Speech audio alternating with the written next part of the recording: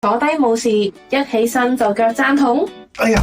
呢個位真係痛到入心。踩地嘅時候腳踭痛，好多時候都係足底筋膜炎嘅症狀嚟㗎。足底筋膜炎咧好常見，好多人都以為咧淨係捽腳板底去舒緩，但係其實咧唔係淨係捽腳板底㗎。手腕上面有一個穴位叫做大陵穴，佢係呢兩條筋同埋手腕橫紋之間嘅呢個交匯點。只要我哋按摩呢一個穴位咧，其實就可以即刻舒緩到我哋腳踭嘅痛楚㗎。我哋咧可以一路按住病人手腕上面嘅大陵穴，一路咧同佢一齊踏步，又或者咧係壓高落地，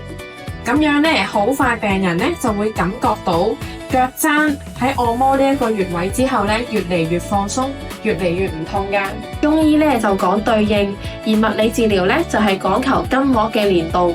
手腕咧其實係我哋腳踭嘅反射區嚟㗎，所以咧當我哋有足底筋膜炎咧去按摩手腕，我哋嘅腳踭咧就會舒緩咗㗎啦。所以咧處理痛症並唔係邊一度痛就捽邊度㗎，我哋要考慮埋全身嘅張力、反射區、經絡等等，咁樣咧止痛效果先至會更加快㗎。